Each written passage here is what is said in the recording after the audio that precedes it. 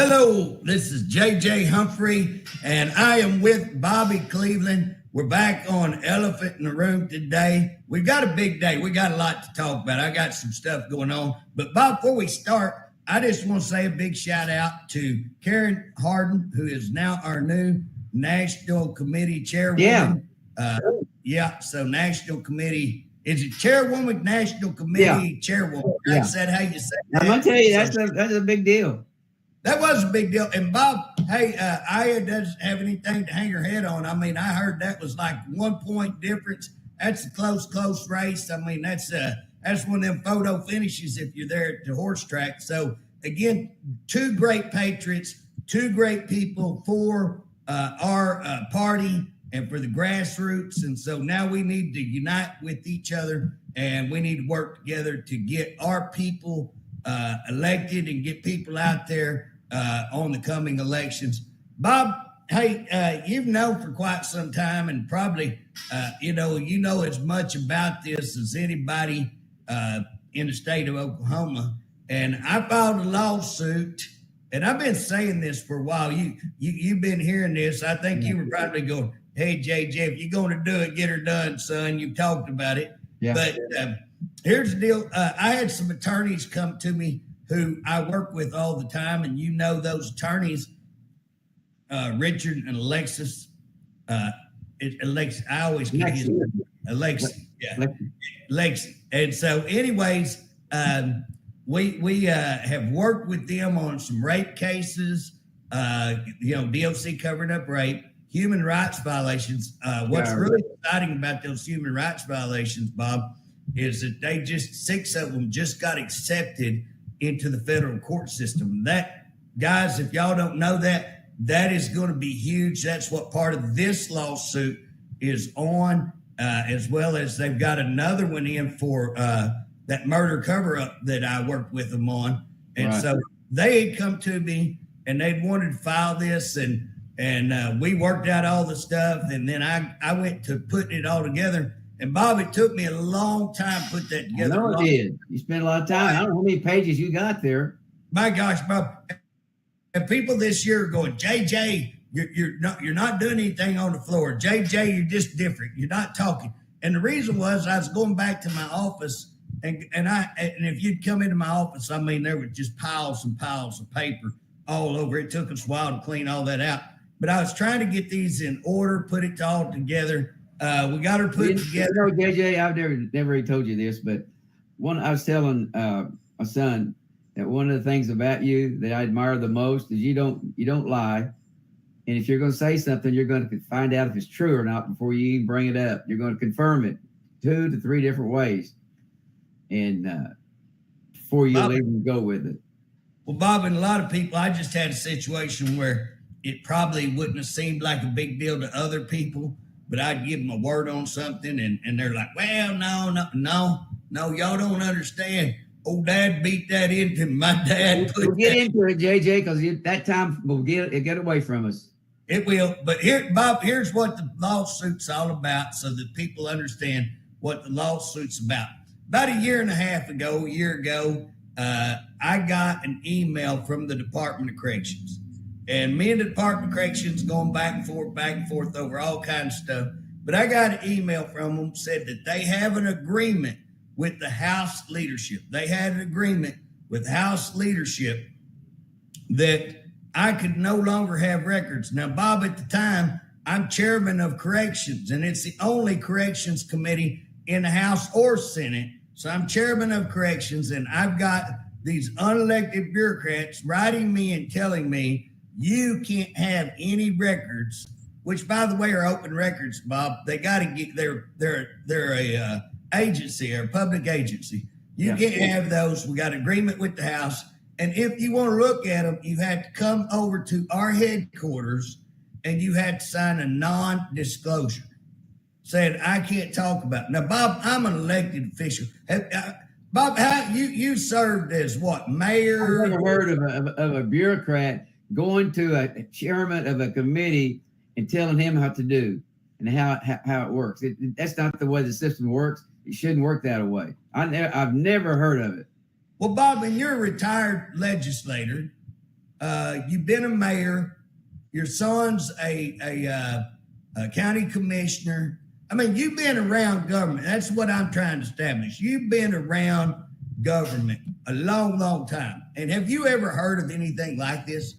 No. Never. I've never heard of where a director of an agency can come over and tell you what to do.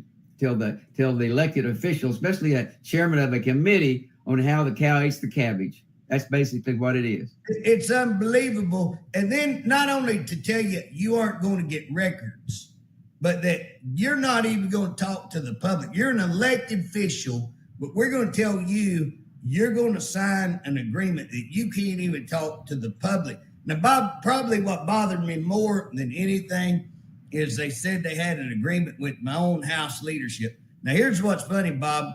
If I'm not mistaken, I'm not mistaken. I know it's a law violation to violate the Open Records Act, right? Right. So if you make an agreement to violate the law, guess what that is? What is it? It's conspiracy. It's conspiracy to violate a law. So it looks to me not only have they violated one law, but by making an agreement to violate that law, it's a conspiracy to commit a law violation. And here's now, JJ, didn't that go back to where they thought you released some information? Bob, in fact, what happened, and I've got all this in email because I documented everything. I know you do. But here's the deal. I wrote them an email and said, hey, why would I not be allowed? What's up with this? And they wrote me back and said, you released incident reports to the Oklahoma Watch. Now, Bob, and in all honesty with everybody, I did release some information to Oklahoma Watch. Right. But now you know this for a fact, Bob. You remember this. I emailed them when I got that information. Yep. And let's tell everybody what we're talking about. I got some information that came through another party from officers who were on loan to a prison. So these officers were on loan to Hinton. So Hinton was having lots of problems, shorthanded. They go over there and they walk in and they've got these inmates in these 2x2 cells. They're limited food and water, and they're not letting them have bathroom breaks in a 2x2 cell. They go in there and they turn 2x2 shower. Yeah, it's an old shower, but the shower's not working, and so it's a shower cell. And so they turn around and they let them out. They say, hey, we're not going to be a part of this. They let them out. Brass shows up and tells them to put them back in there. Anyways, I get a call saying, hey, what would you do? I'm like, hey, you need to write incident reports. And I managed to lay my hand on these incident reports. Bob, it's officers. And they say, hey, when we went in there, this is a human rights violation. This is a lawsuit waiting to happen. And, they described that once they were told to put them back in there, they were trying to get them trash bags and cups to go to the bathroom in, so that they wouldn't have to go to the bathroom on themselves and stand in that stuff. And so, again, all that's pretty descriptive in what they've got. I've got like a couple of officers, 3 officers, I think. And then the supervisor actually wrote and said, they called over there and said, hey, these officers are saying this. And the supervisor writes in the background, somebody's going, well, that's true. We are doing that. We are doing that. It's wrote in the report. Now, I write, Bob. I write the director and say, hey, you got a problem right here. Right. They write me back and said, no problem. Now, Bob, I knew they were lying because I had the reports. So they're sitting there. You waited several days for them to get the report in.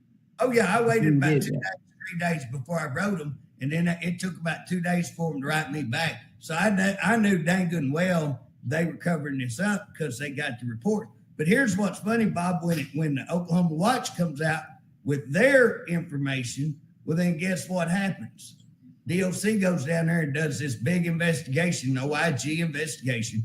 Bob, I always say when you investigate yourself, you get off every time. So they go in, investigate themselves, and what do they come up with? Well, here's what happened. We were transferring them from one cell to the other, and we had to have a little holding cell while we transferred them. I guess that prison must be 20 miles long, Bob. I don't know. How would you have to wait? You know what I'm saying? So anyways, they said that nobody stayed in there more than 3 days. So, Bob, they were admitting that it happened. They just, lied and said, "Oh, it wasn't for punishment." These reports say. Well, one time, JJ, they said they admitted that it happened. It didn't happen, but we're not going to do it again. Said they weren't going to do it again. That's pretty much an admission of guilt right there. But anyways, we got that, and that's why they said I could not have any other records because I had released that. Well, one, I didn't get that from them, Bob. So number one, right. If I don't get something from them, I don't owe them an explanation. I don't. You did, JJ. That's public records. It's public record, but Bob, it's also a human rights violation. Right. Guess what? Not only should I share it, I have an obligation. I have a duty. Anybody that knows that, and again, I mean, here's what's funny. This is what's going to get the director. He knows it, and he's covering it up. And again, it's human rights violations. Right. And what's funny, Bob, I started this by saying that we have that lawsuit. This very lawsuit we're talking about has now been accepted in federal court. The other day, the federal court took him off of it as personally, they left DOC on it, but they said, well, he didn't have personal knowledge. I'm sure they went in there and said he didn't have personal knowledge. What's going to be funny that comes out of this, guess what? I'm going to be able to show he had absolute personal knowledge. And not only did he have personal knowledge, but he covered it up. And he did a big fat cover up. So Bob, that's now another thing that started this was we got involved in all of those rapes. And so we had you remember the old psychologist come to us. Right. Actually started, she came to you, I think, and then you called me, and then me and you met her in the lawyer's office, if I remember right. And, I remember after she talked to that lawyer, I said, well, how would you prove this? And she throwed out her laptop and goes, boom, showed me an email. I said, what, how could you prove this? Bam, she showed it again. I go, hey, can you be in Lane, Oklahoma? Every records of everything. I was like, can you be in Lane, Oklahoma this weekend, And we sat down and put it all out, put together a whole book. I mean, a book on whistleblower violation and also these rapes, how DOC's covered up rape. And Bob, if you'll remember, we sent it over to the AG. Drummond had just started, if I remember right. Just started, so this has been 3 years ago. And Harp had just started. And I gave Harp a copy of that, and I gave Drummond a copy of that. Drummond comes back and says, we don't find anything. We end up having a hearing, and all of this is on tape. All of this is very well documented. We have a hearing, and Bob, you remember the AG comes in and says, well, we never talked to the whistleblower.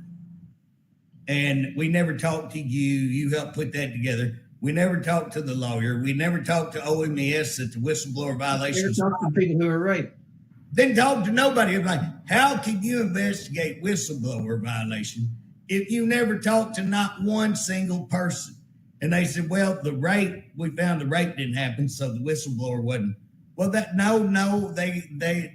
you could be a whistleblower and you find out something they were reporting wasn't true. That doesn't mean they weren't retaliated for reporting it, So he comes back and says, well, rapes are hard to prove in prison because they're consensual. You remember him saying that, Bob? Yeah. And I pull out the rape statute. I said, I thought you was going to say that. So I actually prepared this. That was during that meeting. Yeah, I was in that meeting. I said, listen, you can't be consensual. An officer having sex, even if the inmate says, I'm all down with it, it's still rape. The officer can't have sex with an inmate. And Bob, we had that lawyer. You remember that lawyer that we had the paperwork where the lawyer had wrote that the investigator had told him, yeah, he had sex with him, with the inmate, and that, but it was consensual, so we couldn't charge him.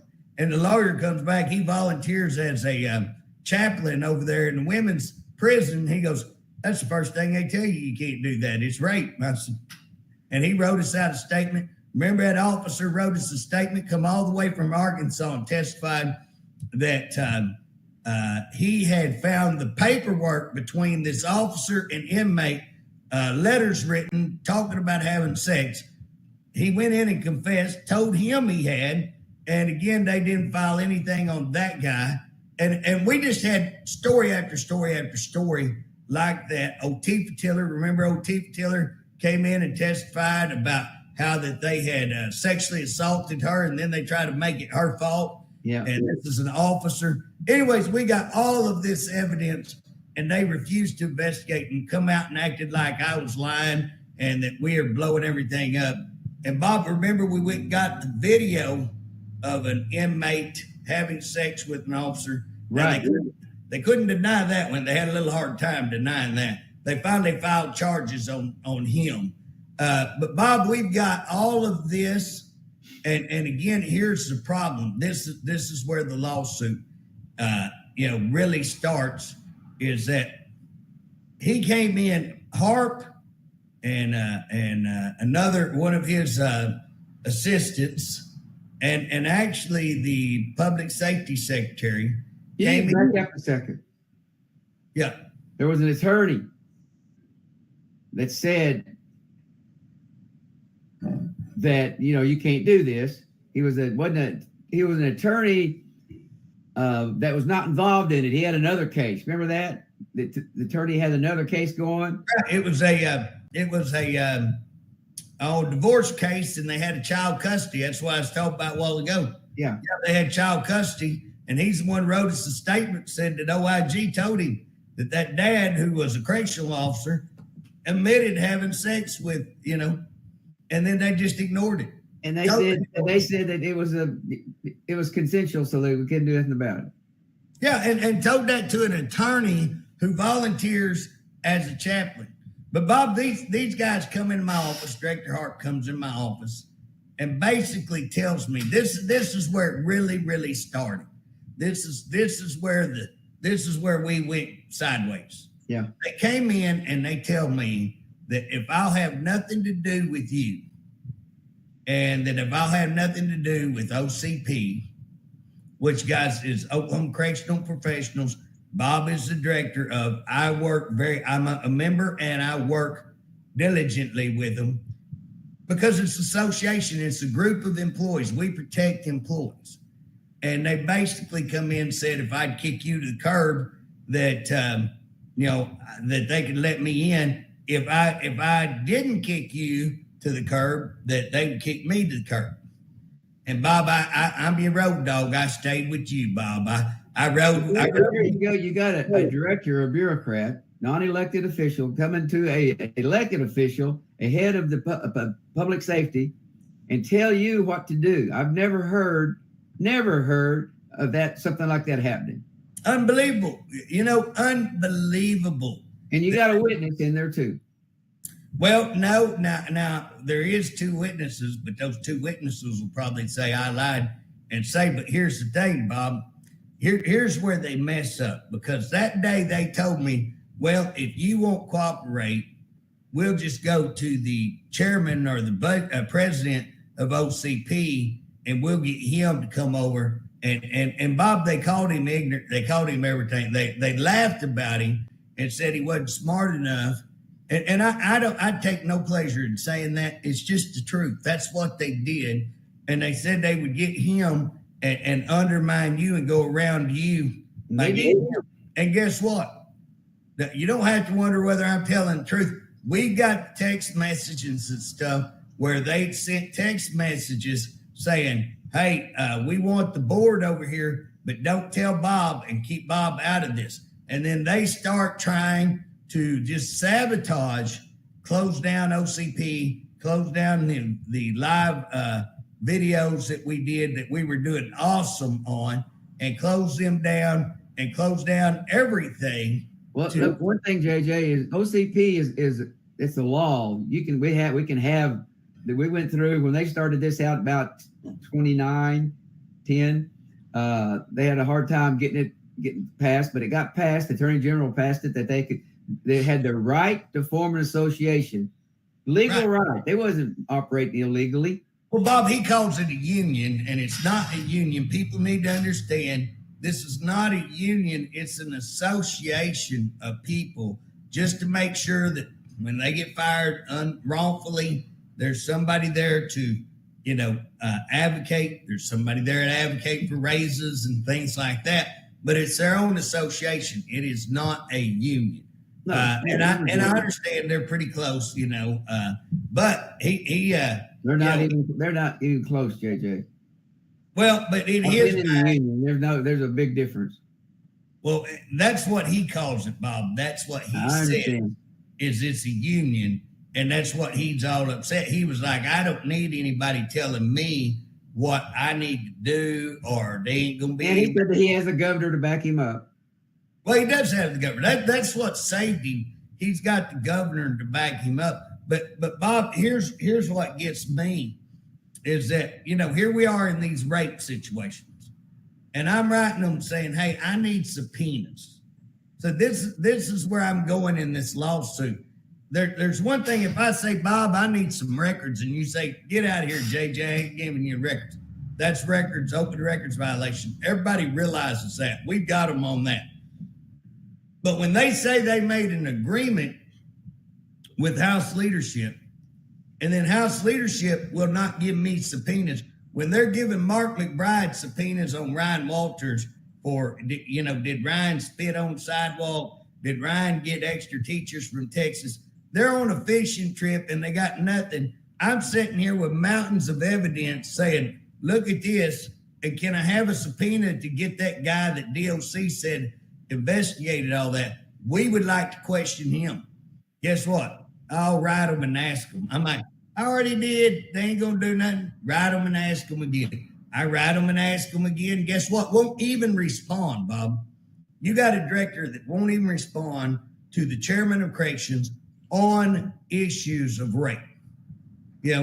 Because he's mad. He's a little spoiled kid. He's mad over. He's not even going to answer. But then I go back and say, can I have subpoenas? No.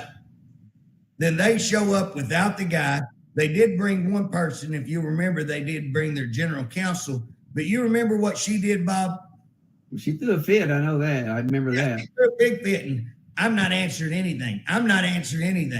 And I'm like, you can't even answer this. You can't even answer that was dismissed. I mean, I'm sitting here holding the paperwork in front of you. You can't answer that? Nope, I'm not answering anything. And then when we got down to that they had been found that they had a case of one of their deputy wardens that was charged and that they had lost the lawsuit.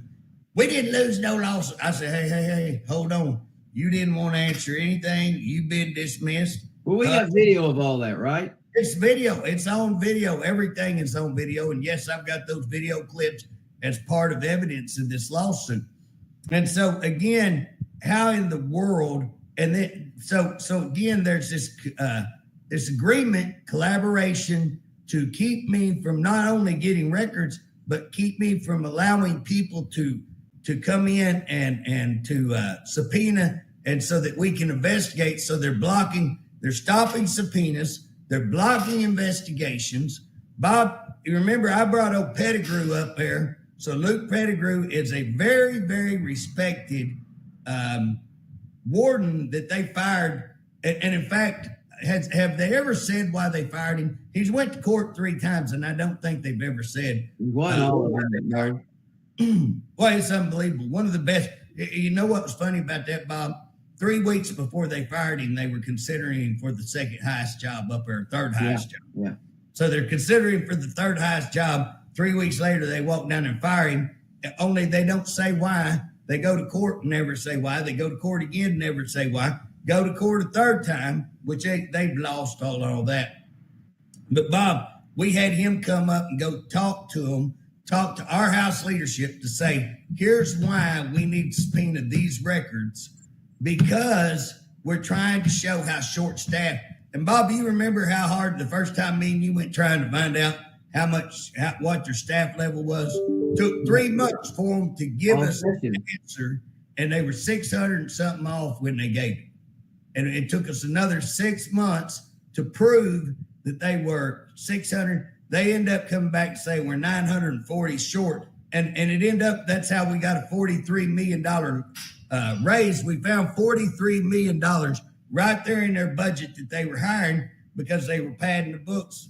They're getting paid for 940, but they don't have the 940, and we got that. So here's the deal.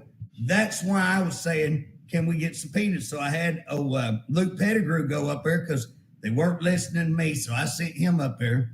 They said, well, go ahead and write it all up. I get Luke, we write it all up. We're asking for these subpoenas. They said, ask them. We're not going to subpoena it, just ask them to give it. Sent it over, asked them to give it. Guess what? Couldn't get it. Turned around and said, hey, wrote back.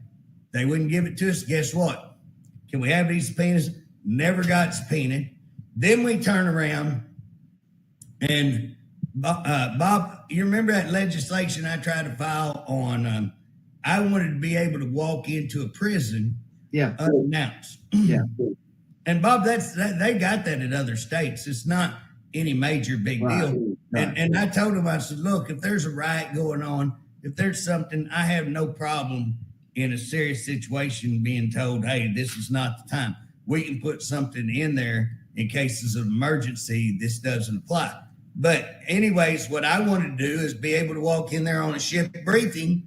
Now, how many people are going to go to a ship briefing? I mean, they're acting like somebody's going to show up every day. This might be once in a blue moon. Some legislator shows up to see how many people, but yet guess what, Bob? Here we are, Corrections Committee. Here we are, I'm chairman of corrections. This is a correctional bill if there ever was a correctional bill. And guess where it goes to? Where? Public safety. So, Bob, now you've been around. I mean, you've been up there. You've been a chairman. You were chairman of public safety yourself, which when it was a big, big, big committee. Now, is that odd? I mean, that's not normal. No, it always goes to the agency that it pertains to, not someone that doesn't pertain to. On any bill. And chairman generally gets his own bill. I mean, that's the way it generally works. Yeah. So here's the chairman, doesn't get his own bill. Here's the correctional committee, doesn't get this correctional bill. And at the time, we got two bills. That's what we got in our entire committee, I think, is we got two bills, and bam, that bill goes. Now, guess what public safety did with that bill? What? Refused to hear it. So here you have a chairman, and this chairman refuses to hear your bill. And I go, hey, change it. What is the problem you have with the bill? Change it. Nope, I ain't hearing it. Which I ain't really high on that chairman. I can tell you that. I'm not too high on him. But at the end of the day, I'm sure he was told not to get it through. And so they killed the bill. But again, that's your floor leadership. That's all your leadership doing this. This is not just, you've got an agreement with House leadership that honestly, if you took one of these issues, you might go, well, JJ, I think you're stretching a little. But when you say they won't give you subpoenas, when you say they're blocking investigations, when you say they don't put the legislation to the committee, they stop all legislation going to the committee. I mean, that's pretty, that's huge. And when you have all of this evidence and they do all that, that's pretty profound. Yeah, and then they remove you, that even more. Oh, absolutely. And now here's what's funny. Now, Bob, somewhere around about a year ago, a little more than a year ago, so we're getting ready, the speaker's going out, and we got an income speaker coming in. And so I have some people come tell me, hey, he's down there, this guy that ain't even elected speaker yet. They're saying, hey, he's down there bragging about that when he gets to be speaker, you will never get another bill and your committee is done. So I write him a little letter and say, you used to be a pretty nice guy, but you put a lot of people around you that are pretty sorry and you're becoming sorry just like them. And anyways, I was like, you won't fight, let's go. Now, Bob, you say that a year ahead of time. When he became speaker, now here's another little deal. Bob, I know for a fact he's having meetings with Harp and with the another high executive there in his hometown. I know he's having meetings with them privately. With the guy who's going to be the speaker. Yeah, that's the guy going to be speaker, because here's what's funny. I got a lady that her kid has had all kinds of problems. Bob, me and you met her one time at a coffee shop. Okay. And she was going that morning when we met her to go meet with him, go meet with the guy who's now the speaker, to say, hey, here's what's going on. And again, I don't think he helped him. I don't know. Maybe he helped her. I don't think he did. But anyways, this person's at a restaurant and texts me and says, hey, guess who I'm sitting here watching, and list them all out. So I know they're sitting there having meetings. Shortly after, guess what? You get removed. I get removed. And not only do they remove me, but they remove the entire committee. And Bob, something else that I've kind of left out. You remember when we had our budget hearing a little while back there, not this year's, but the year before. Okay. And I wanted to ask questions about his raise, shut down. I wanted to ask questions. Oh, yeah, they wouldn't let you ask any questions. Nothing. And here's what's funny. JJ, it's got to be questions about the budget. Okay, what about the raise? That's about the budget. Nope, can't answer that. Well, what about, did you rent a building down the street for $100,000 a month, so $1 million plus a year, when you're broke, by the way, $1 million plus a year? And so, there again, we have the bureaucrat telling the elected officials what to do. Bob, he wasn't even going to come to the meeting. He wasn't even going to come to his own budget meeting. And I'll guarantee you what they did said, hey, we'll shut Humphrey up and you go on in there. He wouldn't have come if I'd have been allowed to ask questions. Because just like this, I asked him and said, what about this office? Well, we met with the speaker and we met with Pro Tem. I said, well, that's two legislators, but the law says that you have to get legislative approval. That means it has to be approved by all the legislators, not your handpicked two. And guess what? They couldn't answer it. And again, it's a law violation. So we know for a fact he committed a law violation. We know there is no evidence. I've got it in writing on open records, Bob, that basically they had no approval for his raise, $90,000. Nobody will do one thing. But Bob, then we fast forward, and this is kind of where it got escalated, where I finally said, okay, this is enough. Here's where I said, okay, I'm going to file a lawsuit. Is we had an inmate Ross, that was killed, and they covered up. They did not notify the family. Another inmate family, so you had an inmate at OSP. Their family calls this family and says, hey, you better check on your loved one. He's dead. They check, body at the funeral home, was fixing to be cremated. They called the prison. Oh, he'd been dead since the 17th. Now it's the 19th. They get with the funeral home to get his body back to do a proper burial. And the funeral home says, well, we've had the body since the 12th. So DOC lied about when he died, lied to his family, never notified the family. They're saying we couldn't get hold of them. Well, it's funny. Vine, another group that does notification, got hold of the family and told him that he was being moved to. And Bob, this guy's got 2 years. It truly looks like they kept him longer in his discharge. It looks like they kept him longer in his discharge. But here's what was funny on all that, Bob. We get all of this worked up, and there's so many questionable things on this. We've got a great case for them covering up murder, and I'm looking at 8 cases more right now. But, Bob, the day that I go out and announce we're going to file a lawsuit on that, we have a freshman representative who comes out and writes a rebuttal to me in the media. Say, well, JJ doesn't have all the facts, and here's all the facts. Well, Bob, how does a freshman who's never served a day yet in session end up getting records that I have to send I have to send a lawyer-written, formal, open request for records. Takes over 2 or 3 months to get. And this guy's sitting there saying all the stuff it took all that for me to get. Is that not amazing? I mean, why? And at the time, Bob, I was still chairman of corrections. So you have a freshman representative who hasn't even been assigned yet that can get records from DOC, but I can't get records from DOC and have to do a open records request. And then Bob, what's funny, he says, well, this inmate assaulted an officer. Well, Bob, if he assaulted an officer, why didn't they file charges on him? So maybe he did. I don't know. But, again, we're not looking into what's going on. Things don't add up. You know what I mean? And so at that point, when they did that's when I said, okay. And I wrote our lawyer, House lawyer, and said, I want to know, is this an open records violation? And guess what our House lawyer said? What?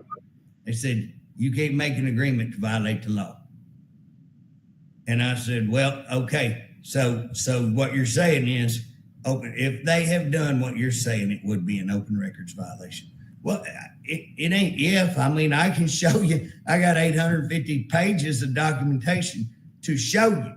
So, Bob, after that kind of comes up, and now they've switched me off to another lawyer. But after that comes up, comes this stuff. We get a report that a mental health institution is waterboarding mental health kids over there at Indian. It's called GRU. We get a report of the Tulsa Detention Center employees molesting kids. That's terrible. The feds come in and raided it and proved that, or they've got cases on them. But here's what's funny. We are not funny. It's inexcusable. DHS, OJA, OCCY apparently knew all this and was trying to cover it up. Now, we send a report, so working with the law group, send a report, 350 pages, to A.G. Drummond, Speaker, Pro Tem, Governor. Guess what happened? What happened? Nothing. And I told this group, I said, send a report to them. Guarantee you they ain't going to do nothing. Send a report to me, and I'll jump up and raise Cain, and we'll start putting it out publicly. That's what we did. We waited 60 days. We did that. Now, they're trying to stop me from going out and having a hearing. They're trying to stop me from doing an investigation. I got all of our committee, majority of our committee, to sign, and we even got 5 or 10 other legislators sign on with us requesting OSBI investigation. Guess what? No investigation. OSBI said, we don't think you have the authority because the House said we don't think you have the authority. Now, Bob, it says clearly in there, and in fact, you know what's funny, Bob? If you pulled up on the OSBI at the time, it said on the front of their webpage, here's how to initiate investigations. And one of them was a legislative committee that the majority of the committee approves an investigation. And so it's just unbelievable that you could have an investigation ordered like that, legal by what's on their webpage, and guess what? They're not even going to honor what they have on their webpage. So we got that. We had people come in. We had people testify. We've got them committing fraud. We've got them on tape committing fraud. I've got them on tape committing fraud. I've got them on tape saying that, we lied, but who you think the court's? That's a supervisor telling a guy about his kid where they put his kid back in an abusive home, and they say, yep, we lied, but who you think the court's going to believe? He's got them on tape. Now, it's unbelievable. We have all this presented. Guess what they did? Nothing at all. Now, how do you have kids possibly being waterboarded, kids being sexually assaulted, kids being taken out of their home, purposely put in abusive homes, and nobody will even investigate it? Yeah, Bob, we're not even saying arrest people. Can we get an investigation? Now, that's what this lawsuit's about. And again, it's not about me saying it. As you started off, you said, hey, I will document. Bob, I went through thousands of documentations to end up with 850. They're now in a digitized form. They're all in a file. If you want to say whistleblowers, it'll pull up all the whistleblower information. You put rape, you put waterboarding, you put torture, whatever you want, it'll pull up everything dealing with that. Bob, I'm working on some stuff right now, non-related to this, where Oklahoma has possibly big, human trafficking thing going on, working on that. Bob, it is time. I mean, why is the legislators not looking into this? With all the problems with mental health. Well, why would they tell you not to look into it? Why would they try to keep you from looking and finding anything out? That's what blows my mind. That's like right now, why would JJ, don't do that. Oh my gosh. I got that pretty. Hey, Bob, the question is, why would the AG, who's running for governor, if I was him, I would have said, let's just order a grand jury, multi-county grand jury, assign somebody to be over it. He's done. He looks like a champ. Instead, he is making certain. He comes out and says, well, I don't think there's enough evidence in this. He come out and said, he told one newspaper on those shower deals, well, JJ didn't follow up on that.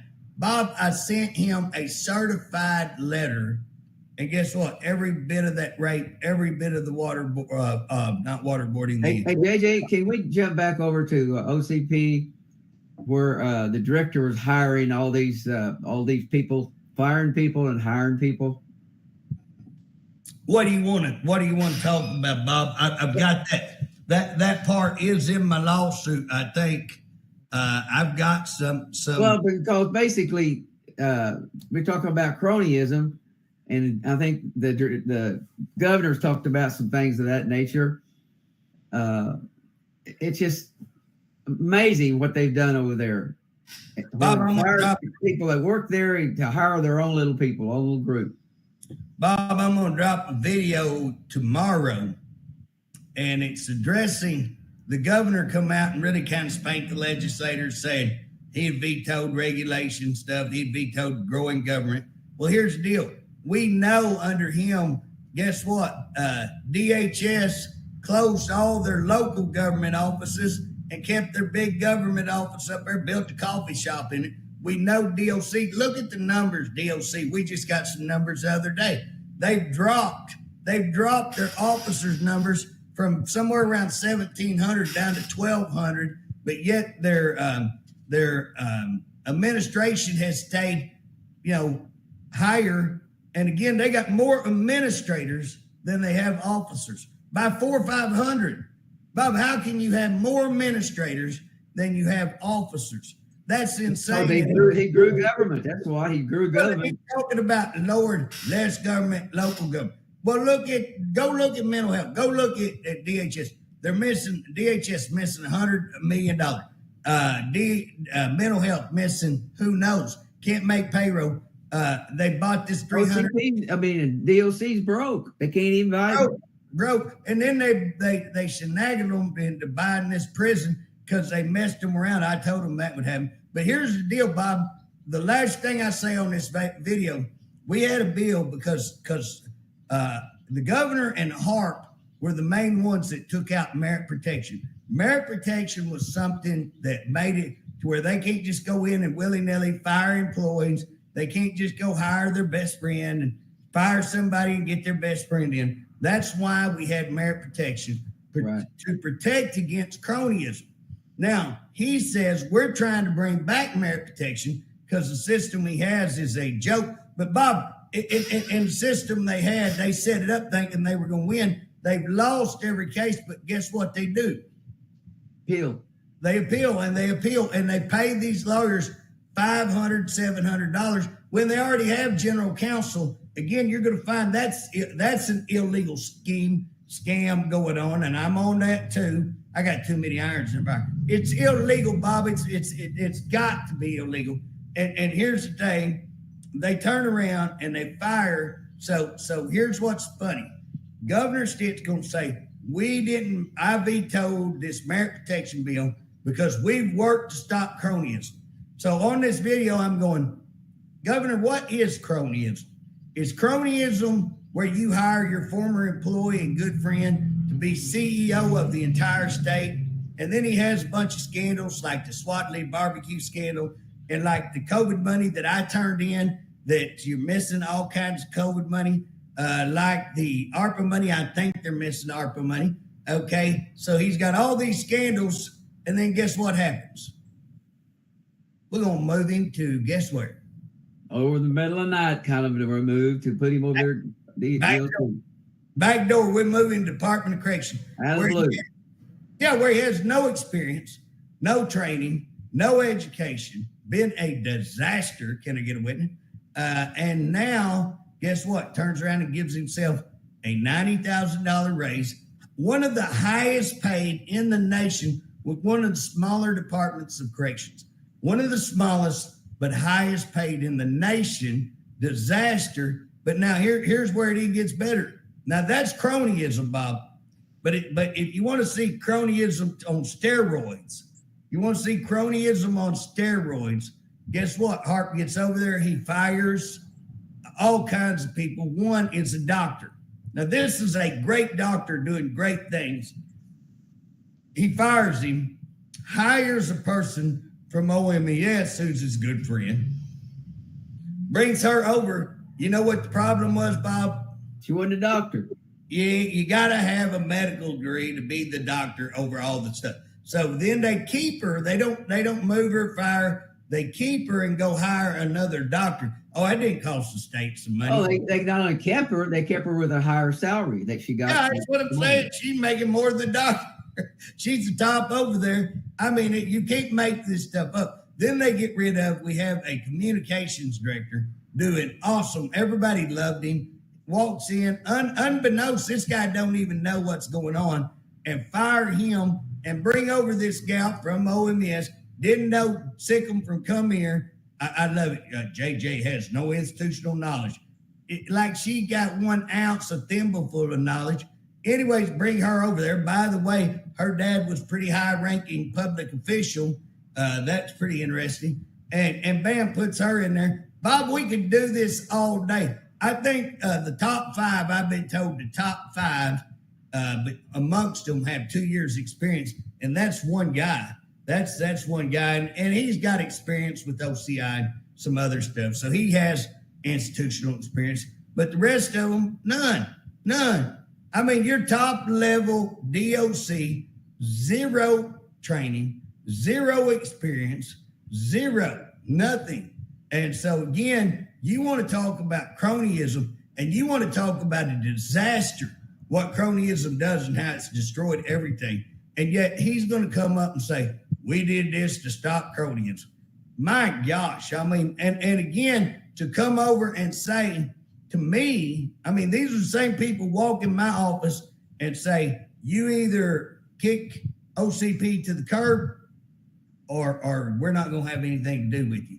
And again, Bob, you're the director and you're my friend and everybody knows me and you're friends, but it's not just about our friendship. OCP is not Bobby Cleveland. OCP is the employees of the Department of Corrections. It's all the employees. We represent everybody. And for them to do that, man, it went over me. And then all of this stuff where they're making agreements with, and why is our legislators, why is the governor, I mean, you think the governor can't see this? Why would the governor get a report that kids have been waterboarded? Bob, would you not call for an investigation? Yeah, I don't understand why they wouldn't do that. But based on what I understand from Director Harp was that the governor was all for everything, all for getting rid of OCP. Because he didn't want to have anybody looking over his shoulder. He can go and do whatever I want to do, and I don't need anybody looking over my shoulder. Don't call me. I won't answer your calls. I won't answer your text messages. And I'm going to get rid of OCP. And he's trying. Well, Bob, you know, the former director, Director Crow, we had our differences and we'd have little squabbles and fights. But you know what? He worked with us, him and his assistant worked with us to get a $43 million raise. They worked with us to get 3, I think we got 3, maybe 4 raises. So we got And four he raises. respected the employees, that's for sure. Right. And again, we could call him up on if there was employee grievance, if there was somebody got fired. And you know what, Bob? There was times we agreed with him. You know, if somebody did something law violation, hey, we're not trying to defend that, you know. So we worked together. Man, I mean, it was for the good of the department. We worked together, not always in agreement. Sometimes we were fighting a little bit, but we maintained a relationship. We could always call, we could always talk, and we worked together to get a lot of legislation. I would file legislation, and they'd say, JJ, would you just sit on that and let us? JJ, if I'm not mistaken, they had sold, maybe it's Harp, or maybe it wasn't Harp, but somebody at Harp had put up to saying it, that if they'd see anybody talking to you, that they're going to be fired. Was that true? I've had, I don't know how many people tell me that. I've had lots of people tell me that. I've had lots of people tell me they can't join OCP, can't join their own association because they're afraid they would be fired. So I've had numerous people, not one, numerous people tell me that, and they won't go forward. You know this, Bob. We get information all the time that we can't move on because we can't verify it because people are so afraid of this guy. He has such a hostile. But Bob, well, he made the statement, JJ. You can correct me if I'm wrong, but if I recall right, that we were told by a gentleman that's in the meeting of a graduation ceremony, in the public, he told in the public called me and you a-holes. Yeah, and that's uncalled. It may be true, Bob, but it's uncalled for. You know what I'm saying? It's really, how in the world are you going to stand up? True. But Bob, hey, you know what? I've got. In fact, I think it's in this lawsuit. He comes out with an on-call, which is their video, and says that I was a terrible employee when I worked for the department. Now, I hadn't worked for the department in over 15, almost probably 20 years. Since 10, I left in 10, so 15 years. And so he said I was a terrible employee, that I was disciplined all the time, that I never promoted. So I wrote a open records and said, I want to see where my promotions. Guess what? I promoted like 5 times. I want to see my disciplinary. Guess what they said? We don't keep this disciplinary over this long. We don't have any records of you disciplined. So how does this guy who never knew me before 2 or 3 years ago go in and say that I was a terrible employee, go in and say I was disciplined all the time, and say I didn't promote? And why would he go out and take my personal employment records and go out and share that with all the entire DOC and make them watch that? Why? Those are some pretty arrogant. That's. I gotta get that dog. Hang on. But again, while Bob's getting his dog, I don't know what he's got going on with his dog, golly. But here's the thing: the lawsuit is this, and we're getting ready to wrap up. But the lawsuit is this: I want everybody to know I have 850 documents. I hope to expose what's going on in our government, that they're covering up rapes, they're covering up human rights violations, they're covering up murders, they're covering up possible torture of mental health kids, they're covering up sexual abuse of kids in detention centers. They are covering up that agencies are lying. DHS is lying, got employees. Now, not all employees. Some employees lying to remove kids from homes that they shouldn't be removed in. They're not following legal practices and offering probable cause and offering, due process to have these kids taken away from families. Used to, it was you rarely took a kid out of the home. You rarely put them up for adoption. Hey, right now, they do it that quick before your eyes can blink. They'll have it for any reason they say and you can't say a word to them. And so, again, that's what this whole thing's about. It's about us fighting the state, trying to get this all done. And again, here's the deal. What gets me is that the Department of Corrections admits to having an agreement with the House leadership. It looks that they went way beyond just agreeing to keep records. It looks like they agreed to stop me getting subpoenas. It looks like they agreed to block all investigations, to stop investigations.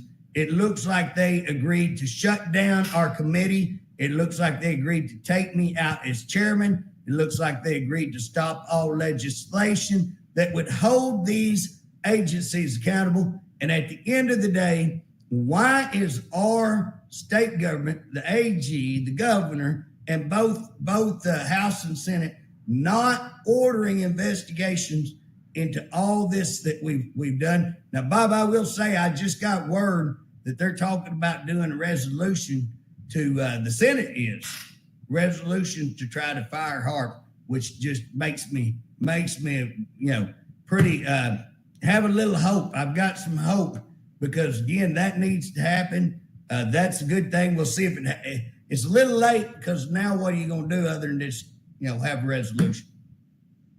Bob, well, what are you doing with your dog there, son? Well, I have to take care of the dog, JJ. She's just the most important thing I got around here. Hey, like my best friend. That's a pretty good dog. I got to admit, I like the dog. So, well, I can't go from one room to the next that she's not laying at the door, and I got to step wherever I'm at. She's right behind me.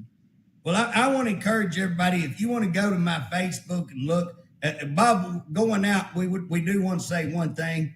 Not only have they done this, but now they've threatened the people who work around me. They've threatened the house that they can't help me. I was going to go out and put a video out and do a press conference. They won't even let me use the house equipment. Now, how is it I'm an elected official, but I can't use house equipment? And here you got these one or two people that are the ones that I'm accused of abusing, saying, nope, we're going to fire anybody that helps him. I want to try to find records, and guess what? Nope, you can't have your own records. You can't have your own stuff that you made because we're afraid you'd file a lawsuit and that'd harm us. So, Bob, it's not only just all this, but that included on top of it. So there is a lot going on. You can go to jj4ok.com, jj4ok.com, or you can go to my Justin Humphrey Facebook. I just put out a video on that. Check that out. Bob, you want to say anything? You say you're going to put one out tomorrow. What's it on? It's a response to the governor because the governor come out and was saying, I vetoed this regulations. And he ain't done nothing on regulations. I've made a response. It's a really good response. Y'all go to Justin Humphrey Facebook.